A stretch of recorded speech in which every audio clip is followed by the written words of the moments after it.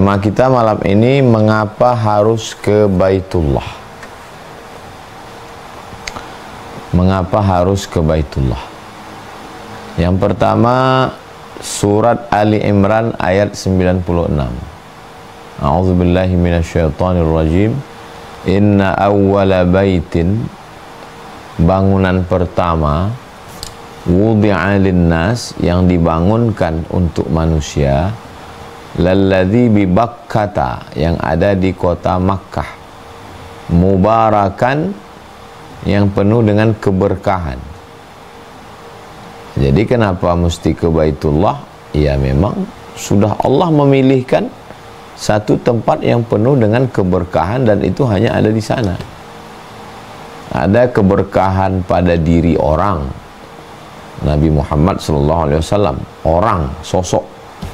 Ada keberkahan pada waktu tahajud malam. Ada keberkahan pada gerakan, waktu sujud. Ada gerakan, ada barokah pada tempat. Ya ini Baitullah. Barokah itu apa? Barokah itu ziyadatul khair, ada kebaikan yang lebih dari yang lain. Itu arti barokah. Misalnya saya punya tanah, bapak punya tanah, ibu punya tanah. Tanah kita sama.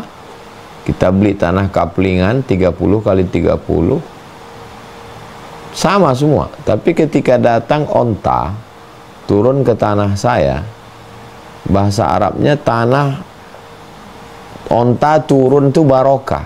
Barokah artinya onta turun. Datang onta turun ke tanah saya, maka orang bilang tanah Ustadz barokah. Kenapa? Karena saya punya tunggangan onta, tiba-tiba datang aja onta ke tanah saya. Orang Arab bilang barokah.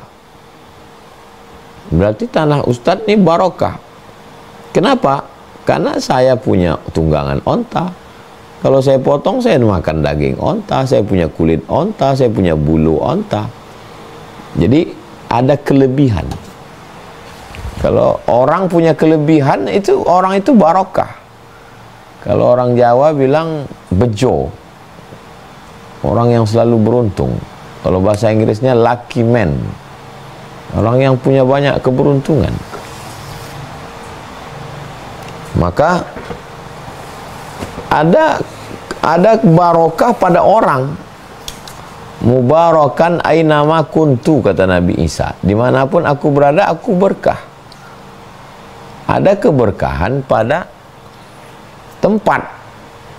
Nah, Ka'bah ini termasuk berkah pada tempat. Jadi kenapa harus ke Baitullah? Ya, itu hak prerogatif Allah. Kenapa berkahnya itu tidak di kampung Ustadz?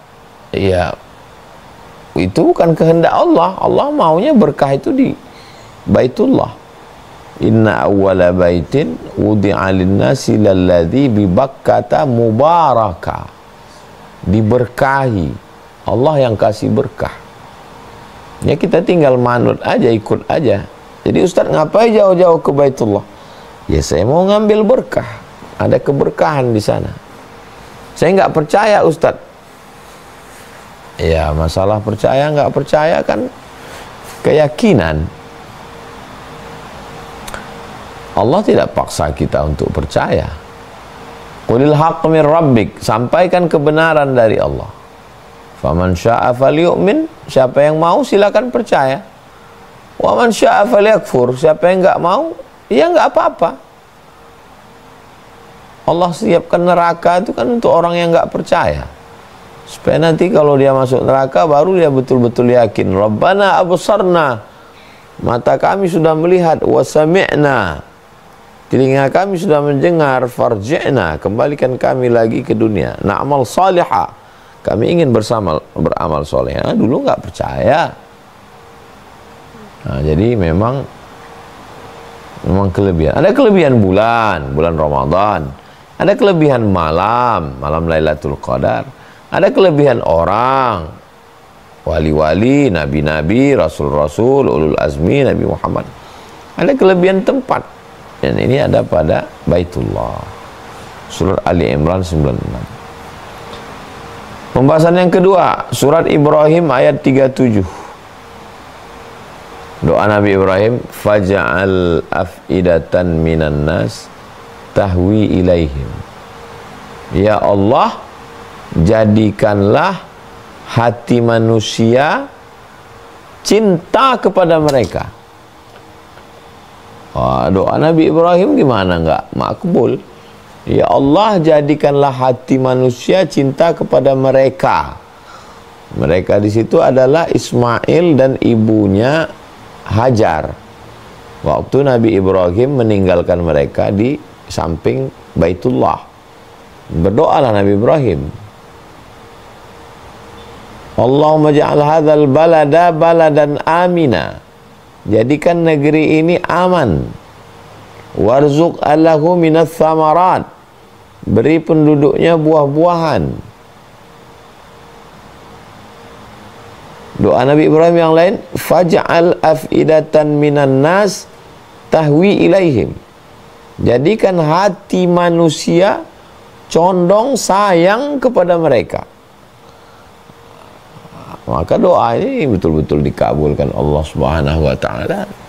Saya belum pernah ketemu orang pulang umroh, badan capek, kantor tinggal, bisnis tinggal, uang habis, lelah, letih, demam, batuk, panas dingin, flu. Tapi kalau pas ditanya, gimana umroh? Ya, taubat saya Pak Ustadz. Belum ada orang. Memang capek Pak Ustadz, tapi saya mau berangkat lagi lah, nanti ngajak anak, ngajak istri, ngajak tetangga, ngajak mertua. Kenapa begitu? Ya memang hati itu, ini kan masalah hati. Kenapa orang nggak beli ikan di pasar? Kenapa mesti nyewa mobil, nyewa sampan ke tengah laut? Beli ikan di pasar pulang kan selesai. Ini masalah hati. Kenapa orang pakai sepeda ontel padahal dia punya mobil? Ngapain dia goet sepeda? Ini masalah hati. Begitu juga ketika hati sudah tertawan, ke Makkah, uang habis, badan lelah, kerja tinggal, keluarga tinggal. Tapi karena dia sudah hatinya tertawan, bismillah, tawakkaltu 'ala Allah, la haula wala quwata illa billah. Nah, jadi ini motivasi. Berikutnya yang ketiga, ketika kita ke Baitullah itu nggak sama seperti kita mau sholat. Kalau sholat itu niatnya cukup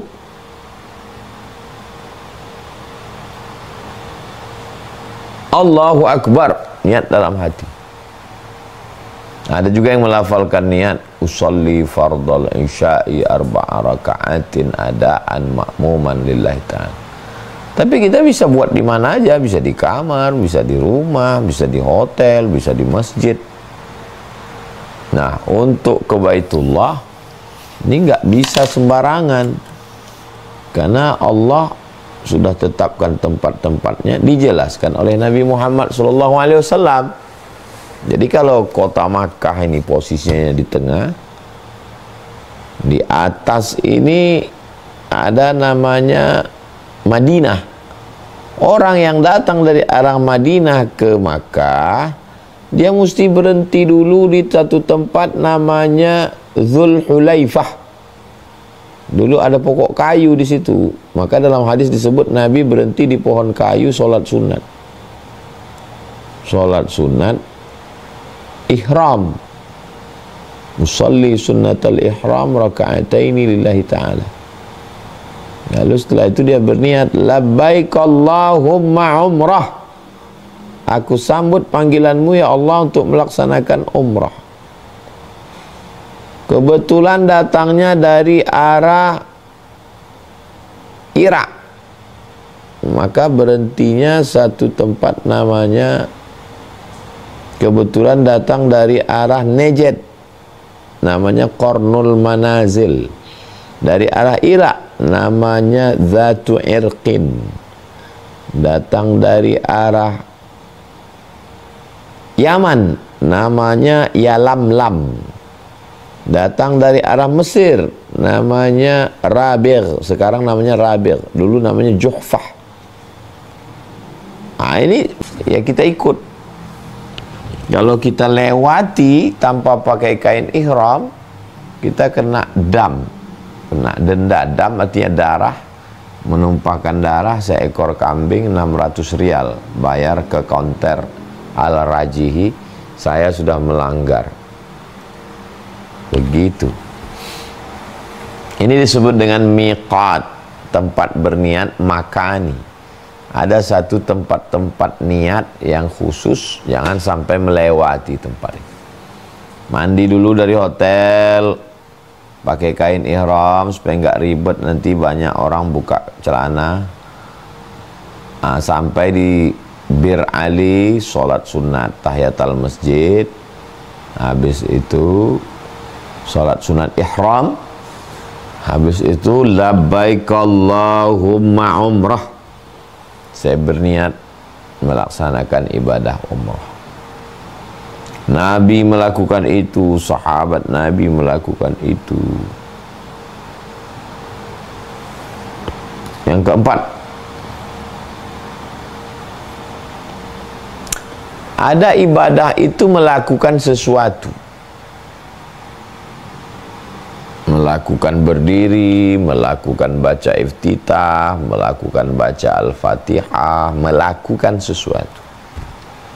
Tapi kalau umroh ini komplit dia ada melakukan sesuatu, tawaf, sa'i, itu melakukan sesuatu. Tapi dalam ibadah umroh ada satu ibadah namanya tidak melakukan sesuatu. Tidak melakukan sesuatu dianggap sebagai ibadah. Tidak cabut rambut, tidak potong rambut, tidak ngomong kasar, tidak akad nikah, tidak. Nah, jadi memang ibadahnya unik. Action dan no action. Actionnya jadi ibadah, no actionnya juga menjadi ibadah. Jadi begitu kita sudah pakai kain ihram, tidak boleh pakai kain berjahit bagi laki-laki, tidak boleh menutup kepala, mesti dibuka, tidak boleh pakai sarung tangan dan sarung kaki, kaos, tidak boleh pakai sepatu yang menutup mata kaki, tidak boleh melakukan akad nikah.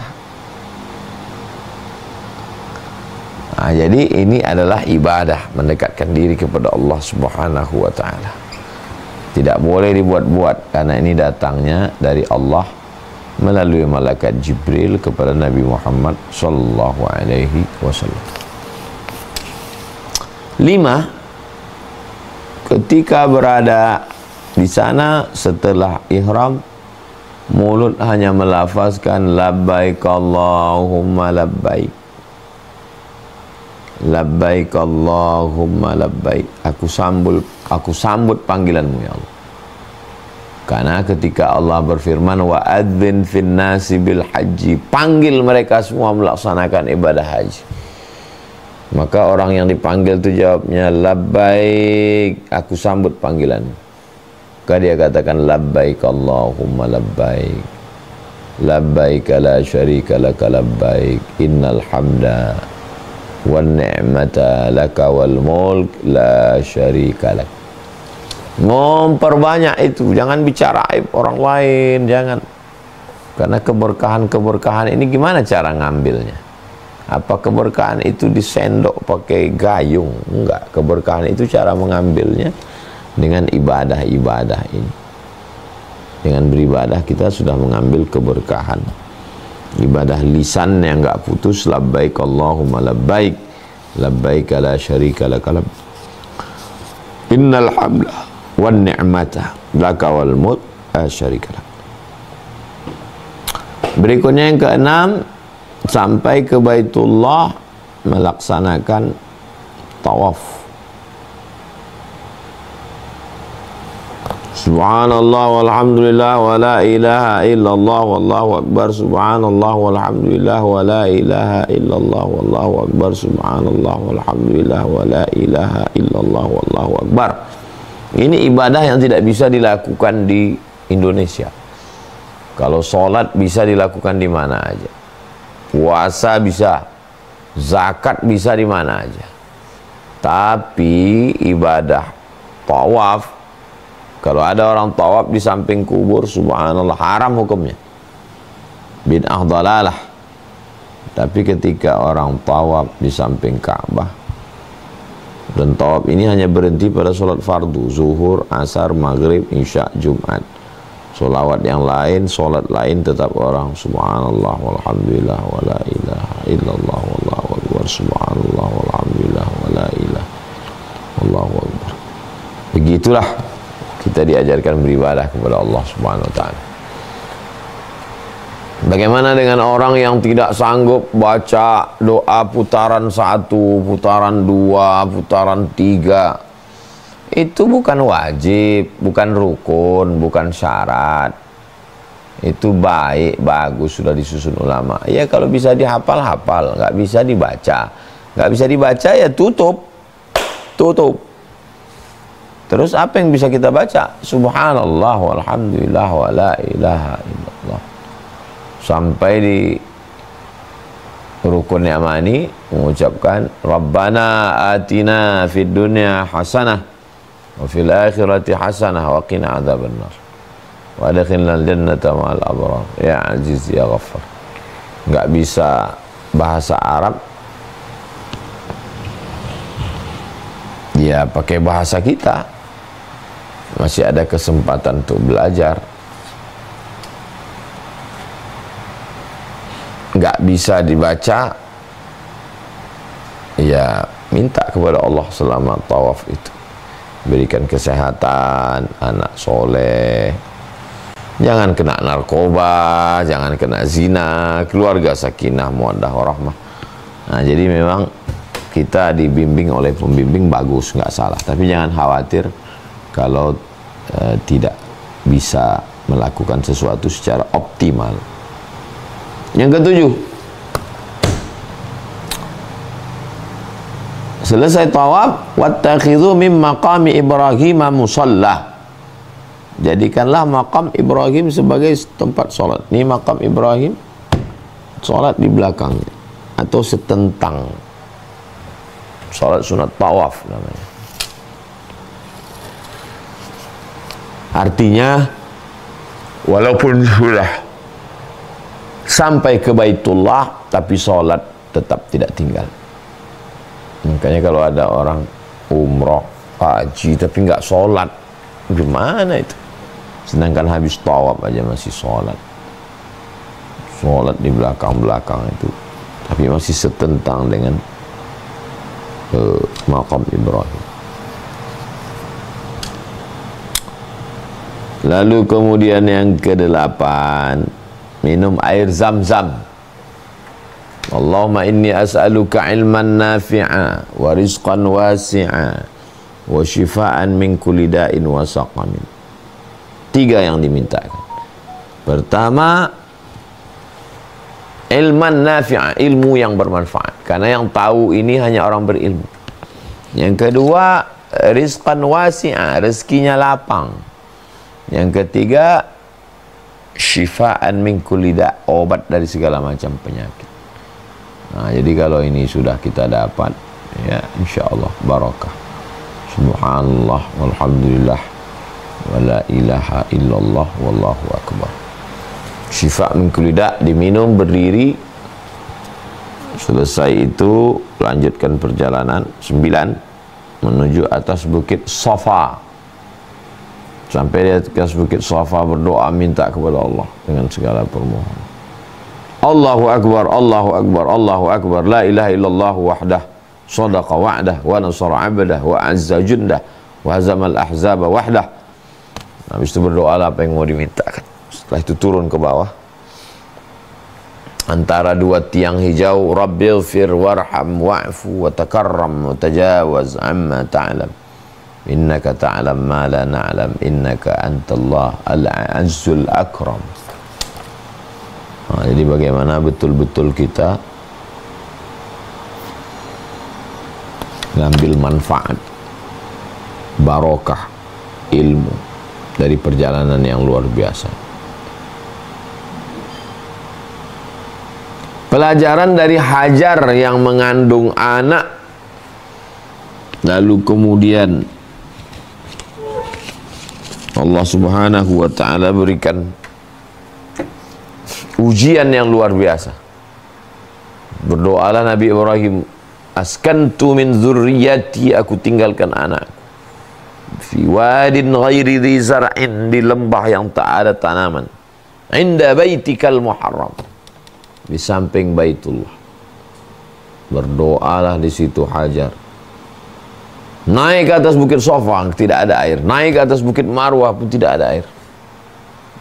Ternyata air itu datang bukan dari kaki yang berjalan, justru air itu datang dari tumit yang belum bisa menginjakkan kaki ke tanah.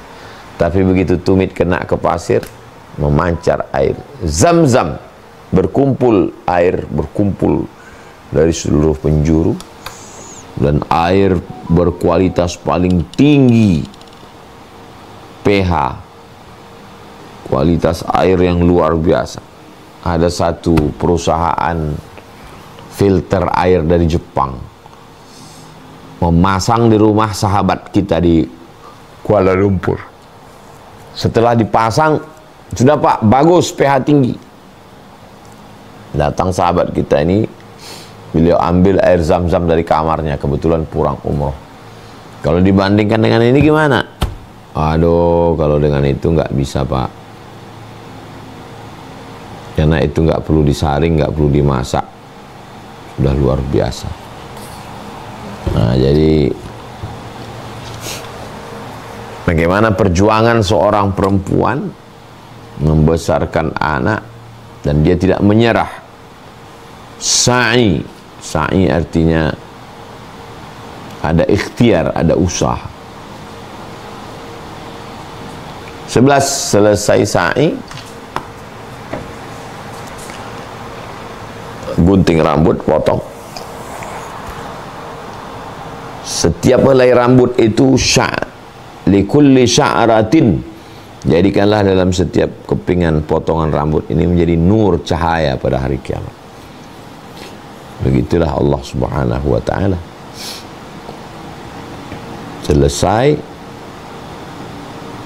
tahallul, gugur segala dosa seperti bayi yang baru lahir dari rahim ibu. Bagaimana bayi lahir nggak bawa dosa, nggak bawa apa-apa, gundul, begitulah orang yang keluar dari ibadah. Mengapa harus ke Baitullah? Ya, semua ritual ini tidak ada di tempat lain. Kita buat di bukit, ditangkap polisi, kita penistaan agama itu. Ya harus mesti ke Baitullah. Ada ibadah ini cuma gerakkan badan, namanya ibadah badan, sholat. Ada ibadah ini cuma menggerakkan lisan, baca Quran. Ada ibadah ini cuma keluar duit, zakat. Tapi umroh, tiga-tiganya. Ibadah badan, tawaf, sa'i. Ibadah harta, bayar tiket pesawat, bayar ke travel semua. Dan ibadah lisan, subhanallah walhamdulillah wa la ilaha illallah. Tambah lagi ibadah hati, lawan emosi. Apa kamu nggak tahu saya ini pejabat, orang kaya? Sampai di sana semuanya sama di hadapan Allah Subhanahu wa ta'ala. Replika. Ini adalah replika kematian. Karena sekarang saya pakai kemeja, pakai topi, tapi begitu di sana lepas ini semua. Yang dipakai adalah pakaian mayat. Nah, maka kalau mau memahami hakikat hidup, tapi ngerti, kalau nggak ngerti ya mubazir juga, habis duit jalan sana, jalan sini, shopping, tawaf, sa'i, gundul. Tidak menyentuh ke dalam kolbu, hati yang paling dalam. Selesai dalam 2 jam insya Allah selesai. Turun, tawaf, sa'i, tahallul. Rukunnya 5. Berniat, tawaf, sa'i, tahallul. Tartib maksudnya berurutan. Jangan sampai haji, jangan sampai sa'i dulu baru tawaf. Nah, itu tidak tartib namanya. Mengapa mesti ke Baitullah? Ya karena semua ritual ini hanya bisa dilaksanakan di Baitullah. Kalau dilaksanakan di tempat lain, maka masuk dalam kategori aliran sesat. Karena definisi aliran sesat menurut Majelis Ulama Indonesia adalah ketika merubah salah satu dari rukun Islam. Rukun Islam yaitu haji. Ini kan umroh Ustaz. Haji dan umroh itu bedanya cuma di wukuf, melontar jumroh. Adapun rukunnya niat, tawaf, sa'i, tahallul, tartib. Kalau haji tambah satu lagi wukuf di padang Arafah.